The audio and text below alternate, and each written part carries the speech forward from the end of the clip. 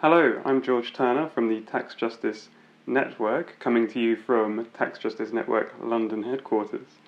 And today is a very important day in the tax justice calendar because the OECD is releasing their recommendations about how to counter international tax avoidance. The OECD is a group of developed nations. They were tasked by the G20 a couple of years ago to come up with a set of recommendations about how countries could work together to combat international tax avoidance and tax evasion. It was called the BEPS program, BEPS meaning base erosion and profit shifting, because that's how multinationals avoid taxation. It's by eroding the tax base by shifting their profits. So to find out a little bit more about what the OECD was proposing exactly and what this means and whether it's good enough, I caught up with my colleague Alex Cobham, who's the Director of Research for the TJN and who knows more about this issue than most of us. Okay, so there's a whole set of issues where they've identified particular harmful tax practices. And the idea was to effectively collaborate, to cooperate, to eliminate these pretty much entirely. Alongside that, there are a set of measures that imply a greater amount of transparency from multinationals, which in turn should seriously increase their accountability for the kind of tax manipulations that have been going on. All right, so let's start with the harmful tax practices. What are some of the highlights in terms of what we're looking at? Okay, well, unfortunately, what we've seen is a real watering down of ambition here.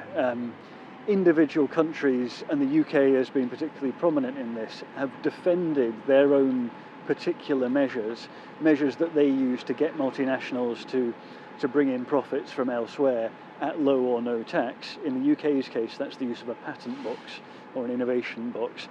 It's now been actually taken up by more and more other countries like Ireland, so that instead of being eliminated, it's now more common than it was at the start of this process. To be fair, the process has eliminated some others, but this one, because of the UK's defence of it, it's got worse. What we're going to see is something that's a bit more codified than it was before. It's going to be a bit more transparent than the kind of individual deals that Ireland or Luxembourg or Belgium were doing and others. So it's going to be slightly more transparent to see who's doing what. But ultimately, we're not going to see a great reduction in this type of beggar thy neighbour efforts to nick other countries' tax base. What about transparency? You talked about transparency, a set of initiatives there. What are we looking at? Right, well, on transparency, a little bit of history. In 2003, the Tax Justice Network did a lot of work to develop a proposal for country-by-country reporting by multinationals.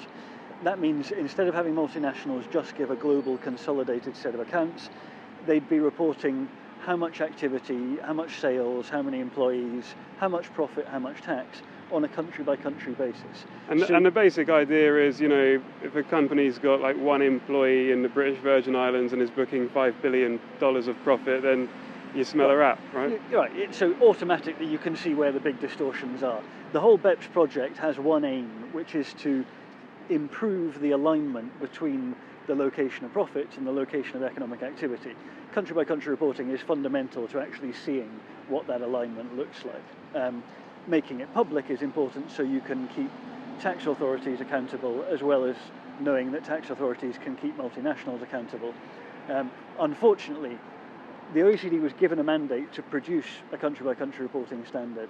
Unfortunately, it's been lobbied so hard by particularly American multinationals. This information will only now be provided to the tax authority in the multinational's headquarters country. They may then, if requested, and if certain hurdles are met, pass that information on to other tax authorities, for example in developing countries. But that may not happen for different reasons, or it may come too late to be useful. The information will not be public. So civil society organisations, researchers, anybody else like us, won't be in a position to hold tax authorities or multinationals accountable for their tax behaviour. Well, we know, don't we, that some tax authorities, from LuxLeaks, for example, and Luxembourg, are happy to do deals with multinationals so that their country can get a bit of revenue, but screw the rest of the world. And so actually, if it's only in the hands of tax authorities and it's not a public information, that's a problem. Right.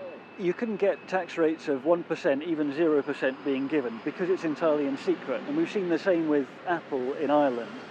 Once you put this in the light of the public eye, that simply doesn't happen anymore. Immediately there's scrutiny, there's pressure, there's political change. When these things are hidden, they can continue, as we've seen, for decades, literally decades.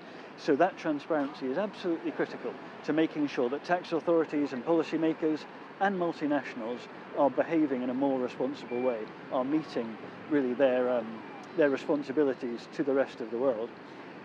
The fact that the OECD has allowed this to be effectively a private transparency measure, limited in the strictest way possible, means it will be the least useful measure it could have been.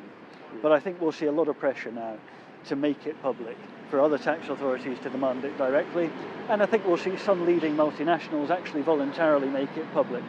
Last year, a survey by PwC found that about 60% of chief executives basically favoured making this information public. So I don't think that dam will hold, but for the moment the lobbying of some American multinationals has led the OECD to this very limited place. Right, so we've had transparency, harmful tax practices, bit of progress on transparency, but still a lot more to do. Sure. So these are the big things. We should say there's a little bit of progress on controlled foreign company rules about how you treat profit made elsewhere, but not nearly as much as there could have been. Similarly, a little bit of progress on double tax treaties, allowing, at least for those treaties, to look at the possibility of double non-taxation in both jurisdictions. That's a bit of progress, but again, much more limited than it could have been. Overall, I think we can say BEPS has seen a step change in the sense that lots of countries have collaborated, but it's largely been a failure in terms of the level of ambition. It's certainly been a failure in terms of the benefits for developing countries. Country by country reporting in particular, as it stands, has probably left developing countries more disadvantaged compared to OECD members than they were before BEPS happened. So overall, I don't think we can give this anything like pass marks. But we can say the OECD people have tried very hard. There has been progress. We have perhaps set a new mechanism for countries trying to collaborate. I think now we'll see enormous pressure for a much more representative body, an international tax organisation, to take this forward. And that's where I think we're looking now.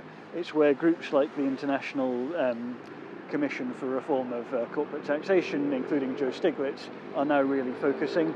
That's where this policy pressure now goes in future.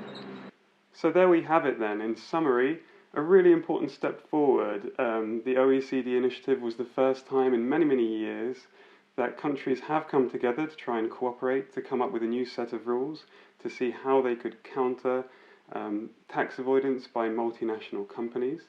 So the fact that the process was started and came to a conclusion and had come up with some concrete recommendations which will now become the law in many of these countries is a really important step forward. However, many of those measures are much weaker than we would have hoped for. This certainly isn't game over for multinationals who want to engage in tax avoidance. There'll still be much more work needed to be done in the future, and pressure, public pressure, political pressure brought on states to continue that work.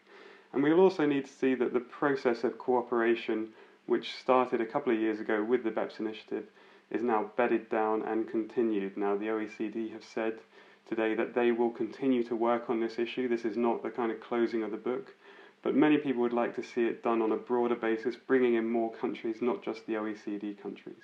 So watch this space. The TJN will definitely keep an interest in this. Tell us, hope you've enjoyed this video. Tell us what you think about it, leave a comment underneath, and remember to check out the TJN website regularly. There's updates every day about what's going on, and that's at www.taxjustice.net.